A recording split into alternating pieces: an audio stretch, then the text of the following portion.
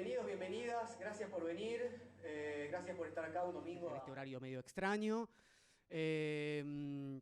Arrancamos hoy un pequeño ciclo de 3 domingos, siempre en este horario, con el título Pensar juntos la cosa, sobre la coyuntura y más allá.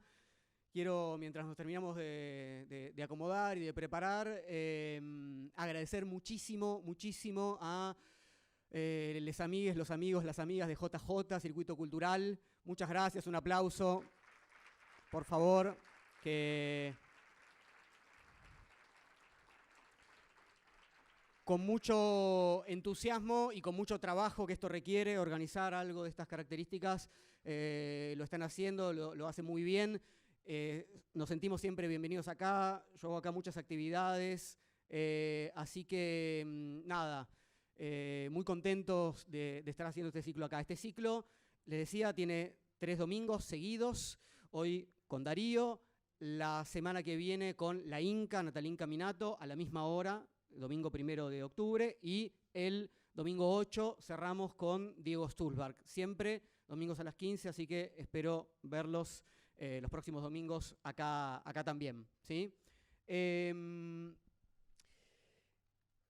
Segundo agradecimiento, por supuesto, a Darío, que muy generosamente aceptó la invitación para estar acá. No es que éramos grandes amigos o algo así, sino que yo le mandé un mensaje y le dije, che, ¿te parece? Estoy tratando de armar esto. Y él muy generosamente, rápidamente me dijo que sí. Estuvimos conversando un poco sobre qué hacer acá, así que muy contento de que haya aceptado. Sobre todo porque es domingo y los domingos la paso mal. Entonces, y como está todo podrido, tu invitación es como una invitación a poder compartir mi angustia. Así que gracias a ustedes por venir a pasarla mal. Meo.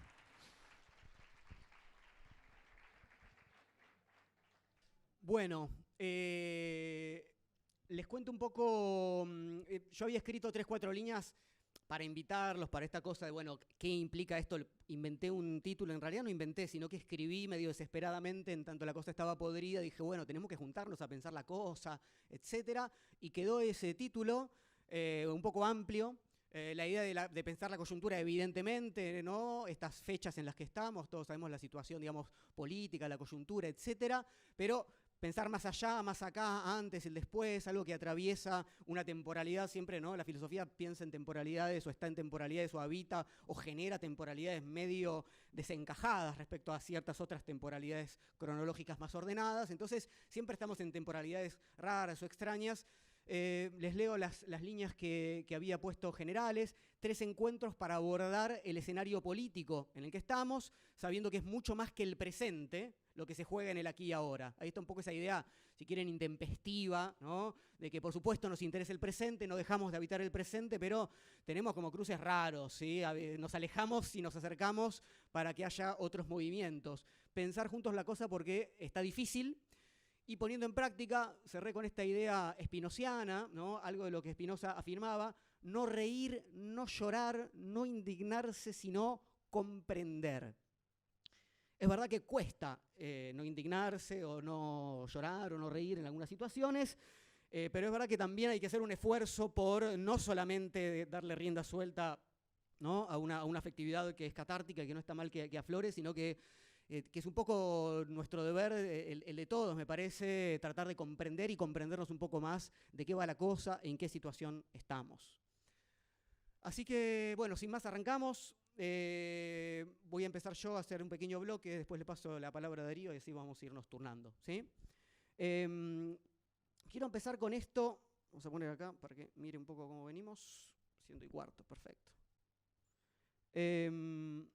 Si uno dice, bueno, ¿cuál es una de las obras fundamentales, ¿sí?, para pensar el triunfo de una época neoliberal, luego de la caída del muro de Berlín, luego de la disolución de la Unión Soviética, ¿sí?, año 89, 91, etc.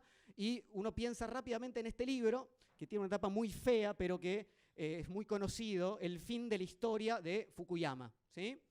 Este libro publicado en el 92, justamente como consecuencia de la caída del muro, la caída de la Unión Soviética, etc.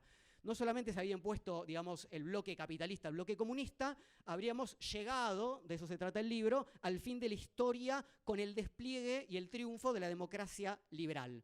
Fue, en su momento, muy leído y muy criticado, ¿sí?, por esta idea un poco hegeliana, o a través de Kojev, de un intérprete de Hegel, de que entonces estaríamos, ¿sí?, en una suerte de fin de la historia, entendida como conflicto, ¿sí?, como relación de contraposiciones, esa dialéctica famosa hegeliana que implicaba que pasamos de un conflicto al otro sin que llegáramos a un momento final.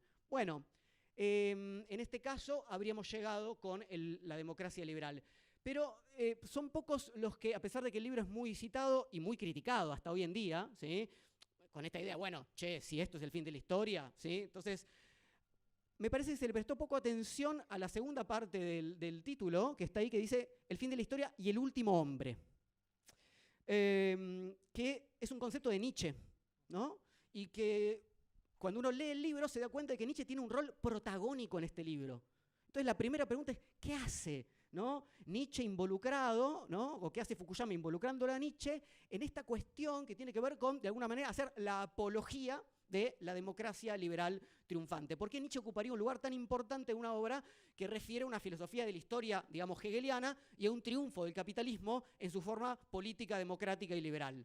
Bueno, porque Fukuyama básicamente no dice que la democracia liberal es solamente, supónganse, el sistema más eficiente a nivel económico, ¿sí?, o el que permite mayores libertades políticas, dejando por ahora la discusión de si eso es así o no, ¿sí?, pero no es esa simplemente su afirmación, sino que él dice que la democracia liberal permite una mayor distribución igualitaria del reconocimiento. Y les quiero leer esto, dice: el deseo de reconocimiento puede parecer de entrada un concepto poco familiar, pero es tan antiguo como la tradición filosófica política occidental y constituye una parte muy familiar de la personalidad humana. Lo describe primero Platón en La República, cuando señala que hay tres partes en el alma: una parte que desea, una parte que razona y una parte a la que llama timos, ánimo o coraje. Gran parte de la conducta humana puede explicarse por una combinación de deseo y razón, ¿no? El deseo induce al hombre a buscar cosas exteriores a él y la razón o el cálculo le muestra la mejor manera de alcanzarlas. Pero además, dice Fukuyama, los seres humanos buscan el reconocimiento de su propia valía. Esto es lo que en nuestro actual lenguaje popular llamaríamos autoestima o respeto de sí mismo. La inclinación a buscar esta autoestima surge de la parte del alma llamada timos. Es como un innato sentido humano de justicia. Uno cree que tiene cierta valía y cuando le tratan como si valiera menos de lo que cree, experimenta la emoción de la ira. En cambio, cuando uno no consigue comportarse de acuerdo con su sentido del propio valor, siente vergüenza. Y cuando a uno se le valora de acuerdo con su sentido del propio valor, siente orgullo. ¿No? Hasta ahí Fukuyama. Entonces, en términos platónicos, esto implica que hay una parte de nuestra alma que, digamos, desborda la lógica, ¿verdad? ¿Sí? Pero tampoco puede restringirse al deseo, ¿no? Es una tercera parte, que es la llamada en general irascible, una parte fogosa, una parte orgullosa. En términos de Hegel, porque recuerden que este libro tiene mucho que ver con Hegel, ¿sí?, la búsqueda de reconocimiento requiere del otro. Es decir, y eso nos pone en serios problemas, en el sentido de que uno nunca puede sostenerse a sí mismo y requiere del aplauso del otro, de la mirada del otro, del deseo del otro. Es un problemón en el que estamos. Ahí arranca la famosa dialéctica del amo y el esclavo. ¿Qué pasa en el encuentro con el otro? ¿Cómo hago para mostrarle al otro que soy libre, que soy humano, y cómo lo hace él a mí, etcétera? Ahora, en términos de Nietzsche, lo que Nietzsche nos enseña es que el valor no está dado, que hay que crearlo, que hay que interpretar, que hay que de algún modo imponerlo. Entonces, quizás en este conjunto semántico uno entienda por qué puede hacer Nietzsche acá, ¿no? En el sentido de que apareció el término orgullo, apareció el término autoestima, apareció esta idea de respeto de sí mismo. Y uno dice, bueno, pero nos perdimos de la situación en la que estábamos hablando, que era la democracia liberal triunfante y el festejo o la apología de esa democracia liberal en esta fase final de la historia. Si la historia comienza con las desigualdades, amo y esclavo, con los enfrentamientos para mostrar la propia valía, la democracia liberal, dice Fukuyama, sería el momento de mayor realización de igualdad, no solamente en términos económicos, sino del valor intrínseco de la vida, de las ideas de cada quien, etcétera, donde cada uno de nosotros podría encontrar reconocimiento de forma más o menos igual. Ustedes se imaginarán que esto uno le puede tirar, o sea, llovieron las críticas a esta idea, ¿no? Como que la democracia liberal es este lugar donde todos nos reconocemos mutuamente, etcétera, etcétera. Fukuyama, que hace un libro que teóricamente no es muy fino, pero que tiene unas ideas, ¿vieron? Hay libros que son un poco así, hay libros que son teóricamente muy finos, muy sofisticados, pero por ahí no toma muchos riesgos. Acá hay ciertas ideas que a mí me parecen interesantes, expresadas de una manera que quizás no es muy sofisticada. Y él dice, claro que esta idea de la democracia liberal como un lugar de reconocimiento igualitario tuvo muchos problemas. Por izquierda, ¿qué dijeron? Bueno, pero si el capitalismo no se cansa de generar desigualdades, sobre todo económicas, entonces de ninguna manera va a haber reconocimiento igual porque hay ricos y pobres, etcétera, etcétera. Bueno, en última instancia esta es la crítica que le hace Marx a Hegel. ¿De qué igualdad me estás hablando? ¿No? Sí, una igualdad formal, la burguesía, el Estado de Derecho moderno, maravilloso, pero materialmente, le dice Marx, ¿sí? Hay capitalistas y proletarios. Entonces, cuidado con suponer que llegamos a una etapa de reconocimiento igualitario. Ustedes se darán cuenta de que esto se puede plantear, esta crítica que le hacía Marx a Hegel, ¿sí? De que con el Estado burgués en última instancia no se llega a una igualdad de reconocimiento, se puede plantear en muchos otros ejes. Personas racializadas, mujeres, disidencias sexuales, minorías étnicas, etcétera, ¿verdad? ¿Sí? Todas las desigualdades de reconocimiento. Bueno, Fukuyama lo que hace es decir, en realidad este problema para él, digamos, la democracia liberal siempre va a tener esa tensión de que va a haber grupos minoritarios en el sentido del reconocimiento que van a intentar ser reconocidos, pero eso le parece que es un problema no tan grave porque, por un lado, siempre según él, ¿sí? La democracia liberal de algún modo es la mejor opción para esa situación, tiende a ir habilitando mayores libertades y mayores reconocimientos, y sobre todo porque, como cayó el comunismo, no parece haber otro sistema mejor en ese sentido. Entonces él dice, bueno, sí, es verdad que siempre faltan reconocimientos, pero no tendríamos nada mejor que la democracia liberal. Y sin embargo dice, me preocupa mucho más una crítica que él la llama una crítica de derecha. Y dice, ¿quién es el que hace esta crítica por derecha a la democracia liberal? Nietzsche. ¿Y cuál es esa crítica? Dice, bueno, la crítica es que el ciudadano típico, se los leo, de Fukuyama, de la democracia liberal, era un último hombre que, educado por los fundadores del liberalismo moderno, abandonaba la orgullosa convicción de su propia valía superior a favor de una confortable autoconservación.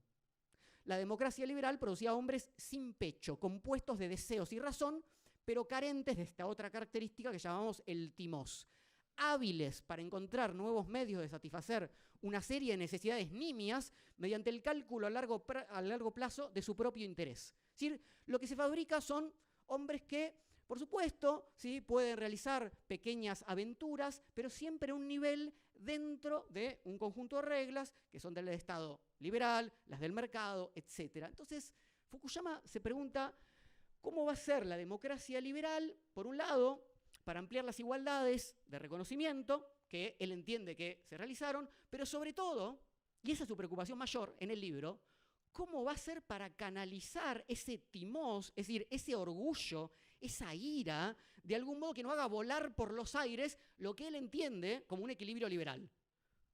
Asterisco, por supuesto que uno puede decir todo el tiempo que no hay tal equilibrio, y esa puede ser una crítica muy, ¿no?, que derrumbe todo lo que propone Fukuyama.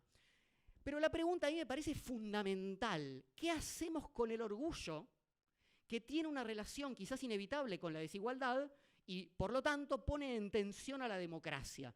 Entonces él dice esto, se los leo. Forma parte del propósito de países capitalistas democráticos, como Estados Unidos, que en ese momento era el modelo del cual él escribe, que las personas con más talento y ambición tiendan a ir al mundo de los negocios más bien que al de la política, el militar, el académico o el religioso. En el sentido que ahí van a ser más productivos para el capitalismo y menos peligrosos. Entonces, digamos, todo el orgullo, ¿sí?, disruptivo, que vaya ¿a dónde? Al mercado. Digamos, que todos se transformen en emprendedores, si tienen ambiciones. Primera cuestión. Entonces, segundo, dice, aparte del terreno económico, la megalotimia, o sea, ese orgullo desmesurado del hombre aristocrático, predemocrático, encuentra ocasiones de manifestarse, dice Fukuyama, en actividades puramente formales como los deportes. el alpinismo, las carreras de coches y similares. Una competición atlética no tiene otro sentido ni objeto que el de hacer ganadores a uno y perdedores a otros, o sea, de satisfacer el deseo de ser reconocido como superior. Entonces, ven que es una especie de problema de origen y destino de las pulsiones, en ciertos sentidos. Y cómo canalizamos, cómo sublimamos ese orgullo para que no rompa el sistema que mal, según él al menos, habría logrado ciertas igualdades. Y entonces es mejor que ser empresario o deportista. Cosas que ustedes entenderán en la época en la que ya vivimos que cada vez están menos alejadas. En tanto, los deportistas exitosos van a dar charlas de motivación a las empresas y viceversa. Hay una idea de éxito, de liderazgo, que cada vez se indistingue más. Y a mí me interesa mucho entonces que podamos prestar un poquito de atención a esa maximización que se demanda de nosotros en ciertos circuitos, porque me parece que el tipo de subjetividad que empieza a aflorar y a desarrollarse y que ahora toma seguramente otras tonalidades, no puede pensarse simplemente como el sujeto del cálculo. No es solamente un sujeto calculador que tiene que aprovechar los recursos, ¿no?, de la mejor forma posible, con fórmulas de eficiencia. Esa maximalización de la subjetividad neoliberal lo que nos pide es que demos todo. ¿Lo diste todo en esta charla, Darío? Eso es como, ¿sí? Está todo ahí puesto, es lo mejor, o podrías haberlo hecho un poco mejor, o podrías haberte jugado más, o podrías haber rendido un poco más que la semana pasada. Esto de crear la mejor versión de uno mismo, ¿no? Esas fórmulas intentan dar cuenta de un más allá del cálculo, justamente, en una subjetividad de tipo empresarial, movilizando fuerzas que se imaginan prácticamente sin límite. Les quiero leer una pequeña descripción, ya con esto voy de a poquito cerrando esta primera sección, que aparece en este libro, La nueva razón del mundo, de Laval y Dardot, sobre ese lazo entre el emprendedor y esta figura ganadora en el deporte, en las actividades extremas. Dicen, el emprendedor es un jefe que tiene la voluntad y la autoridad y que no teme ir contracorriente, crea, importuna, rompe el curso ordinario de las cosas, es el hombre del plus ultra, el hombre de la destrucción creadora. No es un individuo calculador hedonista que piensa solo en su placer, es un combatiente, un competidor a quien le gusta luchar y vencer y cuyo éxito financiero no es sino un índice de su éxito como creador. La actividad económica debe ser entendida como un deporte, como un combate de boxeo perpetuo y despiadado. Entonces, si se entendió más o menos esta dinámica, pensemos en lo siguiente para dejar planteados algunos puntos. Lo que Fukuyama lee como una crítica por izquierda, es decir, igualitaria, sigue habiendo producción de desigualdad, etc., también es un problema de reconocimiento y puede pensarse en términos de orgullo y vergüenza. Marcha del orgullo gay, vergüenza de reconocer, no sé, como parte de un pueblo originario, etc. Es decir, es un eje. Lo que les quiero proponer es que el orgullo funciona como una clave interpretativa por izquierda y por derecha, ¿no? La del orgullo es, decíamos, el problema del valor, el problema del timós. Digo esto porque últimamente escuchamos mucho que el odio es la categoría afectiva por excelencia para pensar un poco la situación en la que estamos. Y yo creo que no, creo que el odio es una categoría, es un síntoma secundario en relación a un problema mucho más profundo que tiene que ver con el valor y con el orgullo. Vieron que a veces se dice, bueno, dejemos de decir que tales grupos o tales afirmaciones son, por ejemplo, transfóbicas y digamos son transodiantes. Porque cuando decimos fobos, ¿sí?, o homofóbicas o similares, decimos miedo. Phobos es miedo en griego. Y en realidad, cuando uno dice, bueno, tienen miedo, dice, bueno, pobre gente, tiene miedo, pero en realidad digamos que odian, digamos que nos quieren destruir, etc. Yo estoy muy de acuerdo en conservar, por supuesto, en no esconder el odio destructivo que hay en ciertas posiciones, ¿sí?, pero en no perder la idea de que lo que moviliza el odio es un miedo y que ese miedo tiene que ver con no poder desplegar ese orgullo que de otra manera se tenía garantizado por una posición de clase, de género, etc. Las nuevas derechas que afloran, y no solamente acá, intentan sobre todo sacarse de encima lo que a ciertas posiciones subjetivas impide enorgullecerse, es decir, humilla. Conservan, por un lado, esta grandeza que aspira a la subjetividad neoliberal, el gran emprendedor, el gran deportista exitoso, el que rinde al máximo, el que es bueno para los negocios o para las inversiones, ¿no? Trump, fíjense la figura de Trump, emerge entre otras cosas porque, y es muy interesante además porque en este libro del 92 de Fukuyama, Trump aparece como un peligro, ¿no?, para la democracia liberal en esa idea de el gran empresario, lo nombra varias veces como un lugar nietzscheano, ¿no?, de megalotimia, de exageración de acá vengo yo, que es este peligro por derecha. La cuestión, ahora vamos a conversar al respecto, es si Trump podría ser nietzscheano en un sentido interesante. Entonces, me parece que pensemos, ¿no? Trump, make America great again, ¿no? Busquemos esa grandeza perdida. Entonces, creo que las masculinidades orgullosas de esa heterosexualidad vieron pura potencia. ¿Por qué tengo que avergonzarme, ¿no?, de ser heterosis si antes todo lo contrario, ¿no? Que reaccionan frente al avance de orgullos de otro tipo. El, digamos, planero que humilla al buen trabajador que sale todos los días a ganarse el mango. Problema de timos, problema de orgullo. Intenta humillar, volver a avergonzar las potencias de otro tipo. La amenaza de los inmigrantes, de los feminismos, de los progresismos. Entonces, para cerrar esta sección, estamos en una disputa, creo yo, muy complicada por el valor, en tanto el valor no está dado, y los desequilibrios propios de la situación económica en la que estamos lo agravan todavía más, ¿sí? Es decir, no alcanza con, supónganse, yo soy obediente con la idea de salir a trabajar mucho y entonces que me vaya bien, pero igual no funciona, ¿no? Porque salgo a laburar un montón y gano 2 mangos y no me alcanza para llegar a fin de mes. Entonces, hay unos desfasajes tales en ciertas formas de comprender y organizar el valor, ¿sí?, que esto se desfasa, digamos, por izquierda y por derecha. Después están las fantasías de me hago rico de la noche a la mañana, fantasía del Bitcoin, etcétera, problema de timos. Entonces, lo primero que quería dejar planteado acá es que la cuestión del orgullo, del valor, de la vergüenza, para mí son una clave interpretativa fundamental para pensar juntos la cosa.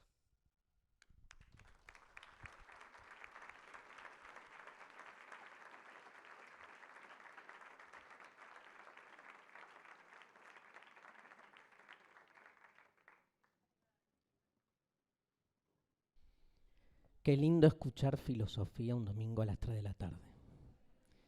Y con este arranque de Diego fascinante, que aparte, bueno, sabíamos, urdimos con Diego esta mecánica que es 15 minutos, 15, 15, 15 y después conversar. Pero los contenidos no sabíamos muy bien por dónde iba a ir cada uno, aunque algo suponíamos. Y bueno, como suele pasar astrológicamente, todo empieza a concatenarse, ¿no?, y a coincidir. Siempre pasa que el que habla después de alguien retoma algunas cosas, y esto va a suceder. Yo no puedo no agregar, diríamos. Agregar con el espíritu con que se agrega en una conversación filosófica, ¿no? Yo creo que la filosofía, el buen debate filosófico abre, no cierra. Y no estamos acostumbrados a eso porque se pone de moda que debatir es destruir el argumento del otro. Debatir no es destruir el argumento del otro. Debatir es que el argumento del otro te transforme, te permita romper con tus propias limitaciones, con tus propias convicciones. Nietzscheanamente diríamos, no hay prisión más efectiva que la propia convicción, cuando uno cree que no tiene posibilidad de movimiento. Así que desde esa apertura me encanta, me resuena mucho, obviamente, Byung-Chul Han, que me parece un pensador del carajo, aunque todos se dediquen a denostarlo, y creo que por eso además me parece más del carajo, porque de algún modo está presente en muchas de las lecturas que trae Diego, la lectura de Fukuyama, y esta idea del rendimiento. Simplemente con el rendimiento, tres versiones de rendir, ¿no? Porque ahí está la clave, ¿no?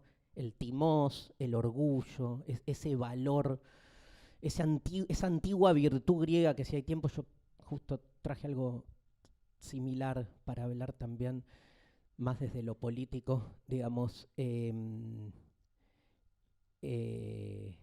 digo, el rendir, esto.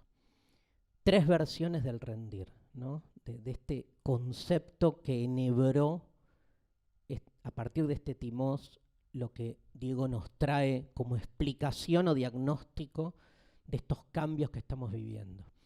Rendir es rendimiento económico, claramente. Rendimiento es productividad. Pero también, y Diego y yo lo sabemos, es rendir un examen, donde al mismo tiempo que todo nuestro rendimiento tiene que dar provecho, tiene que dar ganancia, estamos en ese acto del rendir autoexaminándonos, autodisciplinándonos. Estamos todo el tiempo rindiendo examen. ¿Para con quién? ¿No? ¿Para con qué autoridad? Y no les quepa duda que mientras rendimos productivamente y rendimos exámenes, nos rendimos. Que es la tercera versión del verbo rendir, que no es casual, el lenguaje no es estúpido. Hasta su ambigüedad tiene sentido y si no, se la creamos. Hay un rendirse, ¿no? Hay un rendirse a rendir exámenes, hay un rendirse a que la existencia se vuelva una cuestión de rendimiento. Porque somos mucho más que eso. De nuevo, nietzscheanamente, somos una configuración de fragmentos en conflicto, donde esto es un aspecto, ¿no? Pero hay otros aspectos que nos definen y que de algún modo pierden en esta lógica.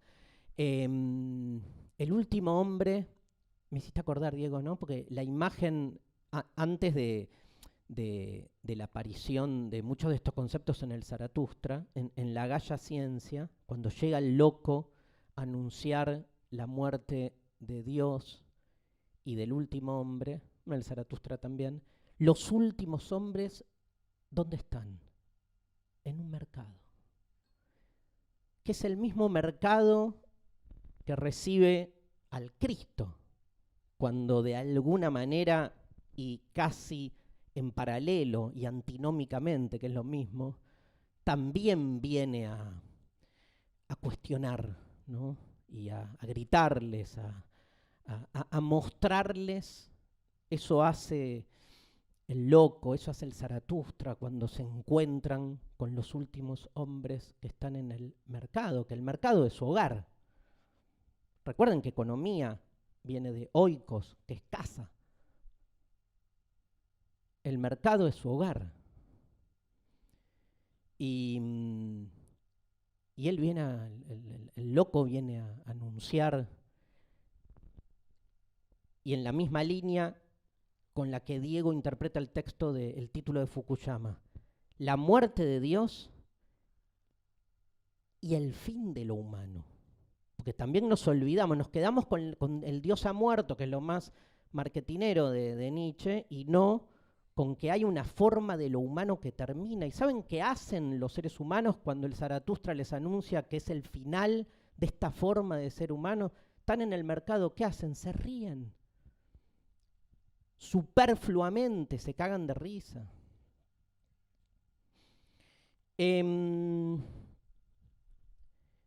La invitación que me hizo Diego me encantó, por eso estoy acá. Respeto muchísimo su trabajo de años. Y me encantó, digamos, que se llame Pensar Juntos la Cosa. Acá estamos juntos. Yo no hago otra cosa que pensar la cosa desde que tengo conciencia. Creo que a los 5 años fue la primera vez que me hizo una pregunta. Estaba en el jardín, sentado solo porque no tenía amigos, porque me hacía estas preguntas pedorras, y me di cuenta que el tiempo pasaba. Me recuerdo esa escena. No sé si es verdad o no, pero me la acuerdo. Vieron que la memoria básicamente es un artificio, ¿no? Y entonces, a partir de ahí, tuve ese insight, el tiempo pasa. Y dije, quiero entender esto, y no había manera. Me puse a llorar en ese momento. Fue mi primer domingo, tenés razón. Me puse a llorar mal. Me acuerdo que todos me venían y me preguntaban, la maestra, ¿qué te pasa? El tiempo pasa, decía yo. ¿Cómo lo detengo? Y así, ¿no? Y fue tremendo. Yo creo que ahí me la vi con la cosa, porque el que nadie me haya podido responder cómo detener el tiempo, más que, digo, lo importante de ese acontecimiento es que me di cuenta a los 5 años que habían preguntas que no tenían respuestas. Eso fue lo más grosso, ¿no? Porque estaba acostumbrado a que todo tenía una respuesta. Mis viejos me daban respuesta para todos. Cuando le dije a mi mamá, el tiempo pasa, ¿cómo hacemos? Mi mamá me dijo, comé. Entonces dije, acá hay algo que... Pero en ese pensar la cosa, quiero detenerme en cuál es el aporte de la filosofía, ¿no? El aporte de la filosofía es lo que hizo Diego recién. ¿De qué está hablando Diego? De la coyuntura. ¿Cómo habla de la coyuntura? No desde la coyuntura. ¿Por qué? Porque el lenguaje de la coyuntura inhibe poder cuestionar críticamente la coyuntura. Si uno habla el lenguaje de la coyuntura, que es el lenguaje que se nos impone como lenguaje válido, no estás pensando la coyuntura. Pensar siempre es un acto de diferencia y un acto de diferir. Eso que Derrida llama la différance. Al mismo tiempo, diferenciar y diferir. Pensar es esa decisión, siempre. Siempre se piensa desde los márgenes. Si no, no se piensa. Se repite burocrática e industrialmente las categorías que creemos que nosotros usamos, pero que nos utilizan para su propia diseminación. Entonces, Diego usó la palabra ahí, intempestivo. O sea, yo creo realmente que no se puede hacer filosofía sino de modo intempestivo. Pero hacer filosofía de modo intempestivo implica un esfuerzo.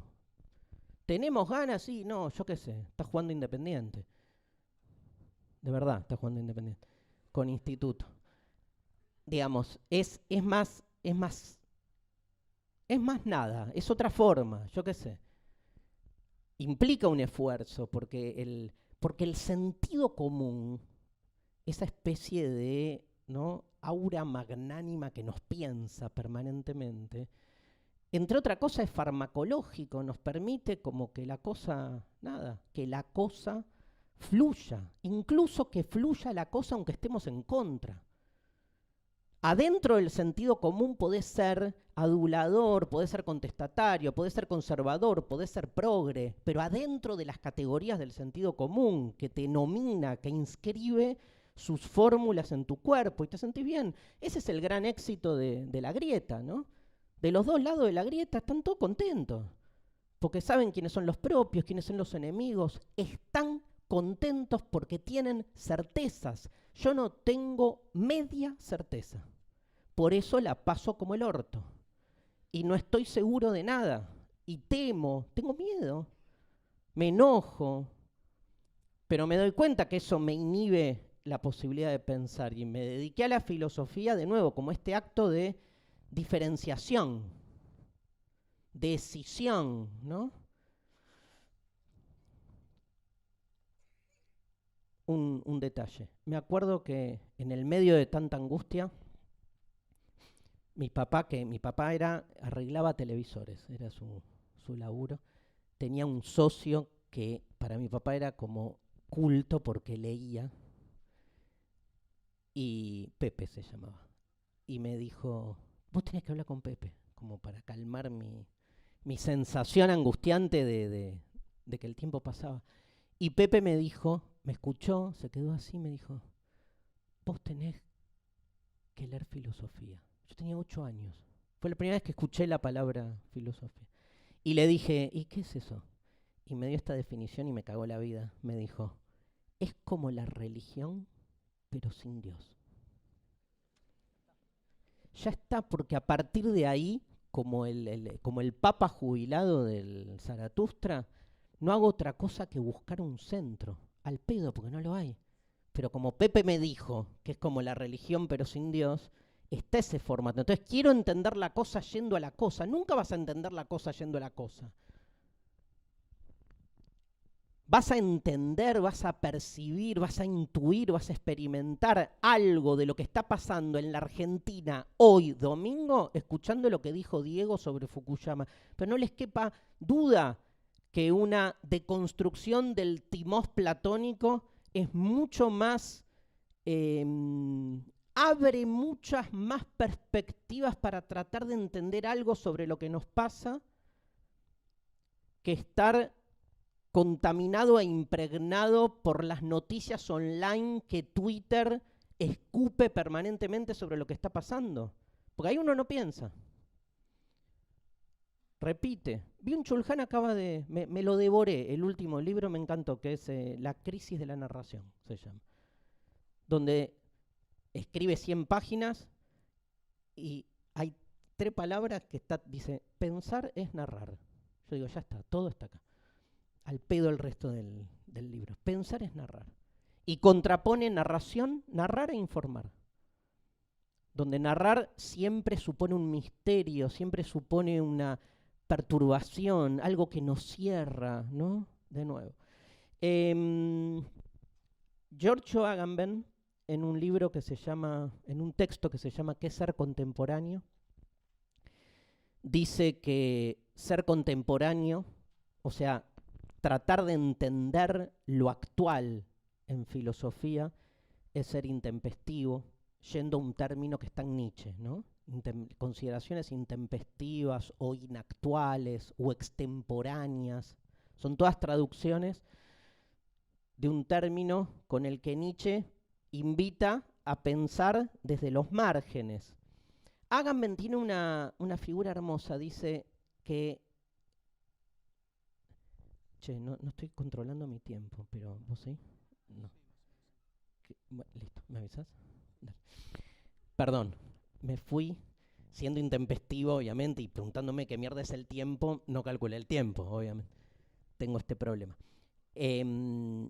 Y Agamben dice en ese texto, digamos, justamente, primero que lo actual, lo que llamamos lo actual, ¿qué es la coyuntura sino una construcción? Yo sé que molesta, siempre que usas la palabra construcción, molesta. Pero no hay, o sea, si hay algo que no podés mirar de frente es el tiempo. Para decir, este es el presente. Esto es lo actual. Y me encanta porque Agamben tiene una figura hermosa que dice, ¿qué es lo actual? Piensen a lo actual como la zona, como una zona iluminada. Vos estás viendo lo que tenés a la vista, frente a vos, absolutamente a la luz, iluminado, como para entender entonces, gracias a esa luz, qué es lo que está pasando. Bueno, hacer filosofía es poder cuestionar que lo único que existe es lo que se ve a la luz. Porque si hay luz, dice Agamben, una obviedad, hay sombras. La mirada intempestiva de la filosofía es poder mirar al mismo tiempo las luces y las sombras, porque si uno se queda enceguecido, encandilado por las luces del presente, no hace más que repetir lo que ese presente pide de nosotros. Pero el cuestionamiento pasa por otro lado. Y entonces, ¿qué tenés que tener? Tenés que tener medio ojo en las sombras. Pero ese ojo que está en las sombras, para el sentido común, dice boludeces. Te preguntan, ¿qué mierda está pasando en la Argentina de hoy? Y contestás con Platón. Claro, eso es hacer filosofía. Y eso es habilitar, entonces, otra lógica. Eso es ser extemporáneo. Utilizar, yo no hay, les voy a dar un ejemplo re pavo, pero muy obvio. No hay lugar, acabo de sacar un libro sobre el amor, no hay lugar donde mejor entendí. Y cuando digo entendí no significa analíticamente comprendí y argumenté, sino que me transformó, me movilizó, me sigue generando inquietud, o sea, no me deja quieto el tema. No hay lugar donde mejor entendí el amor, y es más, les digo, no hay lugar donde mejor entendí mis últimas frustraciones vinculares concretas. Tienen nombre y apellido, no se los voy a dar, pero no importa. Que en el banquete de Platón. Pero es un libro del siglo IV a.C., ¿qué mierda? O sea, no había shampoo.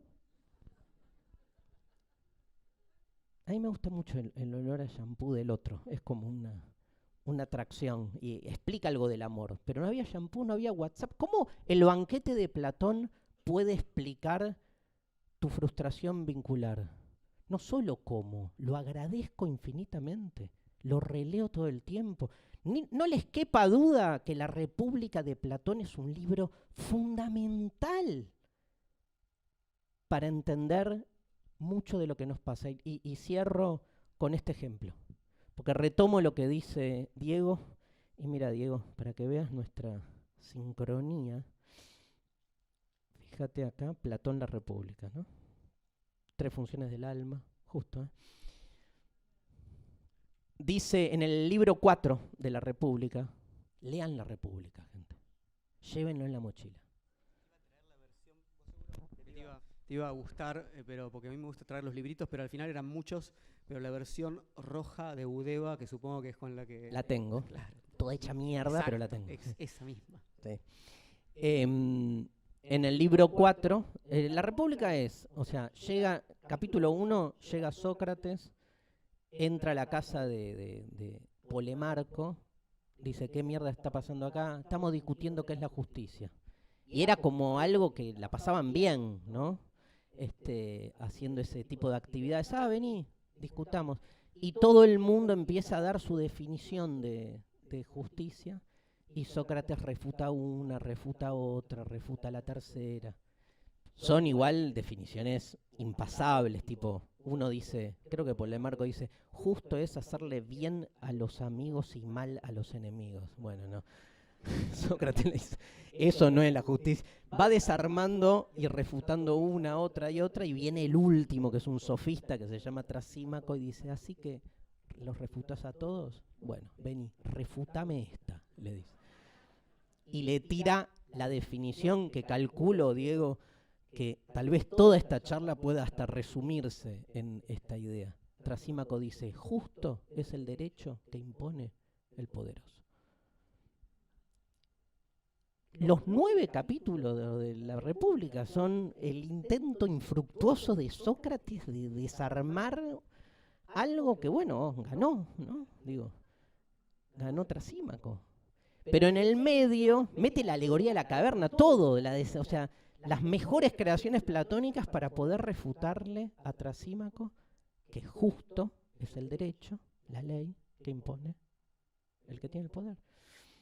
Y en el medio, en este libro 4, dice, da una definición, como que se anima a una definición de la justicia, y dice, la justicia es que hace esto, hace una homología entre las partes del alma, que es lo que explicó Diego, y las partes de la polis. Dice, una sociedad, una polis es como un alma grande. ¿Vieron que en nuestro alma tenemos 3 partes? Una parte más nutritiva, es el timós, la parte más combativa o irascible, y la parte más racional. Bueno, si cada parte de nuestro alma cumple con su rol, somos un alma justa. Ahora, si pensamos, digamos, con la parte nutritiva, y cagaste, te volvés un tipo desmesurado. Si pensamos, en vez de que con la razón, con la parte irascible, te volvés un déspota, un violento. Bueno, en la polis, dice, pasa lo mismo. ¿Viste que hay una parte nutritiva? Bueno, en la polis están los comerciantes. Es como la parte nutritiva. La parte irascible también son los militares. Y la parte racional también están los gobernantes. Una comunidad, una sociedad es justa si cada uno cumple con su rol. Ahora, si a nuestra sociedad la quiere gobernar un empresario, o sea, la parte comerciante, cagamos. Porque están trasladando una racionalidad que viene de otro lado. Y si la quiere, digamos, ni hablar, dirigir un militar, que tiene un militar o aquellos que en la polis tienen más ese tipo de sensibilidad, por llamarla así, que tiene que ver, digamos, con lo irascible, entonces también cagamos. No mezclemos racionalidades. De nuevo, creo que son unos ejemplos bellísimos que nos permiten tratar de pensar tiempos en crisis donde no se trata de encontrar recetas ni soluciones. Yo sé que es duro y que nos molesta, pero digamos, el éxito del sentido común es que para cada problema hay una solución, hay un manual de instrucciones, hay recetas que ya están preestablecidas. La filosofía no resuelve problemas, los crea.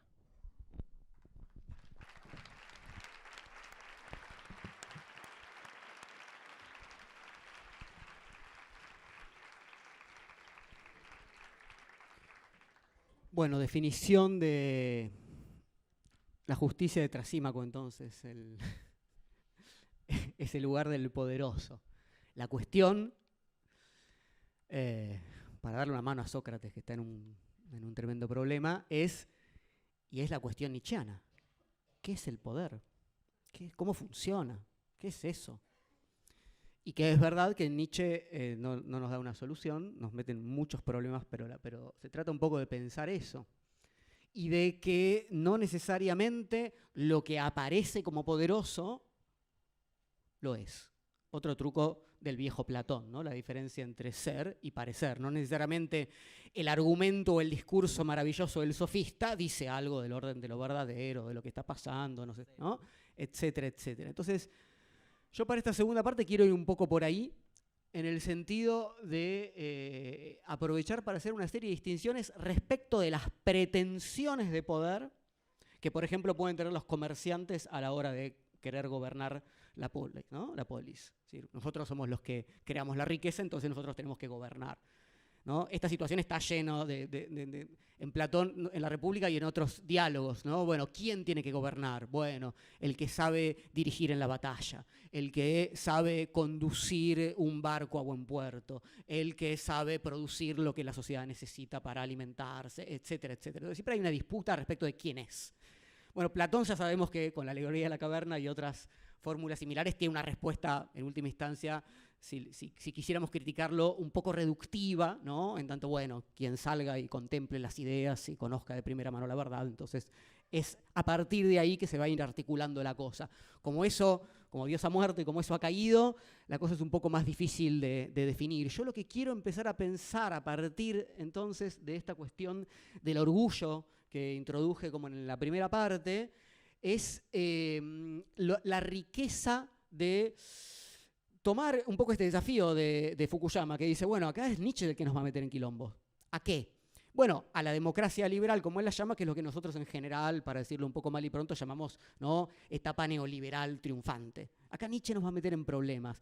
Pero no porque Nietzsche sea, creo yo, una especie de figura que está detrás de tipos como Trump, que era el miedo de él, ¿no?, de grandes megalómanos que dicen, bueno, acá se van a hacer las cosas como yo digo.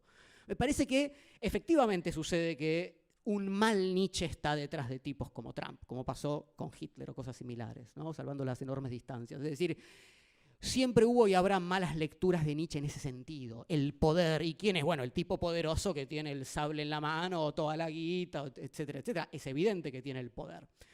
Bueno, uno lee un poco de filosofía nietzscheana y se da cuenta que lo que él nos está proponiendo no pasa por ese lado, ¿no?, de que la cosa es mucho más compleja, a veces inclusive bastante contraria a esa idea de poder. Entonces, lo que a mí, y esto quiero proponerles ahora, me ayudó a pensar un poco Nietzsche, primero, que él piensa en términos de síntomas, ¿no? Yo, de hecho, creo que de alguna manera él crea el psicoanálisis o algo cercano, y que además nos ayuda a corrernos del eje ideológico y del eje económico. Bueno, por eso, por ejemplo, Foucault, ¿no?, fue tan nietzscheano en muchas instancias para correrse algunas explicaciones ideológicas. Y porque es una pregunta por las fuerzas involucradas. Entonces, ¿qué es un poco seguirle la onda a Trasímaco? Entonces la justicia tiene que ver con el poderoso. Bueno, ¿qué es el poderoso? Y bueno, un quilombo de fuerzas, un conjunto de relaciones de poder, de fuerzas que están ahí involucradas y que tenemos que tratar de leer mejor cómo están operando. Entonces, a mí me parece que cuando hablamos de esto, que lo voy a decir muy rápidamente, neoliberalismo y neofascismo, neoautoritarismo, como queramos denominarlo, no importa mucho ahora, no quiero meterme en las etiquetas, pero sí lo que suele suceder es que hay críticas de las cuales yo participo, digamos, no voy a criticar a los críticos, pero que son críticas que yo las suelo denominar como desde abajo, ¿no? En el sentido de que se propone, en última instancia, justamente que no se produzcan mayores desigualdades, ¿no? Por ejemplo, con la forma socioeconómica del neoliberalismo, ¿sí? Y me parece que Nietzsche permite una crítica desde arriba. Yo no le creo un poco a Fukuyama cuando él dice de izquierda y de derecha para acomodarlo ahí en Nietzsche. Yo lo pienso en términos nietzscheanos, que es, Nietzsche tiene como una geografía acá en el Zaratustra ¿no? de subir y bajar de la montaña, del fondo del mar. No es de derecha y de izquierda, porque no es ideológica. Es de arriba y abajo, porque es de las fuerzas y de su estado. Es del problema de la salud de las fuerzas. Entonces la pregunta que siempre hace Nietzsche, bueno, está bien, vos querés decir, ¿no? que es lo justo porque tenés el poder. Bueno, ¿eso es poder? ¿Eso está vivo? ¿Eso, no? ¿Cómo está operando? Miremos un poco mejor, porque no vamos a creer la enunciación de soy el poder o de un símbolo que así lo indique, etcétera, etcétera. Entonces, vos decías muy bien, Darío, que la figura o el espacio en esta cuestión geográfico-espacial de la obra de Nietzsche es el mercado, es el lugar donde están los últimos hombres ahí esperando que salga el volatinero, porque el riesgo lo corre otro, ¿no? Y ellos están mirando un espectáculo de cómo otro se arriesga, porque son incapaces de tomar un riesgo en su vida, ¿no? Entonces, sin embargo, lo que sucede es que en la narración que yo les comentaba hace un ratito, la superación de sí es algo que tenemos que hacer dentro del mercado. La época nos propone cada vez más que en el mercado no seamos simplemente últimos hombres, sino que seamos esos que llevan más allá de los límites la cosa. Y los eslogans de las corporaciones más exitosas, Apple, think different, pensá, ¿no? Diferente, fuera de la casa. Nike, just do it, ¿no? Adidas, impossible is nothing. Entonces, hay que hacerlo, hay que atreverse a lo imposible. Y fíjense que están los dos, digamos, ¿cuáles son esas corporaciones? Las del deporte, lo decía Fukuyama, ¿sí? Las de que soy el atleta que rompe con todos los límites y subo las montañas de 8.000 metros todas en una semana, todas juntas, o sea, y voy traspasando los récords de modo impensable. Y las de la corporación, las de la producción, digamos, computacional, del diseño, etcétera, etcétera. Entonces, hay una apelación que en realidad nos está diciendo desde ese lugar, no sos solamente una máquina de calcular costos y beneficios, sos el artífice de tu propio destino. Y uno dice, pero volviendo a los griegos, pero el destino no era lo contrario de eso, el destino es lo que uno justamente, o sea, imaginemos que Edipo fuera el artífice de su propio destino, se acabó la tragedia. No nos queda nada, ¿cómo a que? ¿No? Imaginemos si Edipo eligiera bien y cuando se encuentra con su padre sin saberlo dice, che, vamos a tomar algo, está todo bien, correte y paso yo. No, el destino es algo que se impone, porque es un conjunto de fuerzas de las que no podemos justamente conocer su funcionamiento, no es que Edipo estaba mal informado, pobre tipo. Y se transforma, como decía Nietzsche, eso en una comedia de enredos. Uy, no se dio cuenta que era el viejo, no se dio cuenta que era la madre. No, el destino es algo que se impone en tanto humilla la posición del yo. Y nuestra época nos propone sin dudas una especie de exacerbación yoica que me parece que nos tiene que llevar no solamente a que, digamos, no tenemos que ser tan egoístas, no tenemos que ser tan individualistas, más bien, nietzscheanamente habría que decir, pero eso es un egoísmo sano, ¿no? Eso es poder, esa posición que, recuerden que Nietzsche es la figura que suele ponerse en este lugar junto con Freud y con Marx, ¿no? Lo hizo Paul Ricoeur y después también Foucault, como un maestro de la sospecha. Es decir, ¿cuál es ese tipo de subjetividad que sospecha de el poder, ¿no? en el Estado, pero que no sospecha de su propia conciencia? Es el desastre para la filosofía de la sospecha. Es el desastre en tanto hay una imagen, ¿no? del lugar donde está el poder, uno estaría como fuera de las relaciones de poder, siendo víctima, ¿no? Y al mismo tiempo hay una incapacidad de pensar esas relaciones en las que uno está involucrado y al servicio de qué se ponen las fuerzas, que es un poco la pregunta de Fukuyama que a mí me parece muy buena. ¿Al servicio de qué ponemos esto que excede el problema de la nutrición y la razón? Que en última instancia, a mí me parece muy lúcido, el tipo dice, bueno, pueden funcionar muy bien, ¿no? Comerciantes y gobernantes. Vamos, que vos hablaste un poco de la grieta. Esta grieta, mercado-estado, ¿alguien se la creyó alguna vez? Digamos, perdón, ¿no? O sea, en cierto nivel, por supuesto, que puede haber conflicto y contraposición, pero en otro nivel, cualquier economista, cualquier historiador de la modernidad sabe que el mercado, ¿no? capitalista y el Estado son una creación conjunta que jamás se dan una sin la otra. Inclusive que la idea de fin de milenio de que los Estados-nación iban a... Bueno, no estaría pasando eso, sino más bien lo contrario. Entonces, ahí hay un punto que me parece fundamental porque esa apelación del mercado es un dispositivo de captura que pone, digamos, al servicio del capital aquello que tiene la capacidad de ir más allá. Como, aventuras, sí, perfecto, puede ser un gran emprendedor. ¿Sí? Orgullo, maravilloso, puede ser el que rompa todos los récords, etcétera, etcétera. Entonces, ese homo economicus, para usar un término que utiliza Foucault fundamentalmente, entre otros, pero Foucault cuando analiza el neoliberalismo en su curso Nacimiento de la Biopolítica, nos propone una aventura, pero es una aventura dentro de los límites, a mi juicio, de una pecera. Es decir, ya no hay más mar abierto, que es una de las metáforas que utiliza Nietzsche con la muerte de Dios. Dice, por fin el mar está abierto. Y me parece que la idea de poner la superación de sí al interior del dispositivo mercado, lo que hace es generar una serie de instancias en las cuales justamente el Estado, y eso para mí forma parte de las discusiones que tenemos que dar, ¿sí? Porque esta contraposición simplista Estado-mercado opera en muchos niveles, opera de los dos lados, digamos, de esa grieta. ¿Sí? Cuando nosotros vemos que figuras que tienen una fuerte impronta mercantil, capitalista, economicista, etcétera, etcétera, quieren tomar el lugar del Estado, como ya lo han hecho, etcétera, etcétera, uno tendría que sospechar que esa contraposición no es tal. Cuando se pide que el Estado ponga reglas de juego claras para que, uno tiene que sospechar que hay un juego un poquito más complejo. Entonces, a mí lo que me gustaría que pensemos un poco es qué otro tipo de autosuperación podemos proponer. Digamos, porque yo no creo que la única posibilidad de hacerle frente a esa idea de autosuperación en el empresario de sí, etcétera, sea decir, bueno, bajemos todos un poco, sino al revés. Preguntémonos efectivamente si esto que se nos propone es fuerte o no. Y hay un concepto ahí en Nietzsche que es el de autosuperación, que es el Selbstüberwindung, que es el self que... Ese Uber es como el que está en el superhombre, ¿no? El ultrahombre. Entonces, es una forma de superarse a sí mismo, pero que Nietzsche la piensa cerca de esta figura que es la figura de la aristocracia. La aristocracia es, creo yo, el lugar incomodísimo para pensar en cualquier posición política contemporánea, ¿sí? Pero que sin embargo está ahí aunque no se use ese término. Es decir, cuando el neoliberalismo nos dice, ¿no? Tenés que transformarte en Elon Musk, digamos, ¿no? O en este gran deportista, etcétera, etcétera, se nos está proponiendo una posición, ¿sí?, aristocrática respecto a la medianía. Tenés que superar los límites, tenés que ir más allá, nada es imposible, etcétera, etcétera.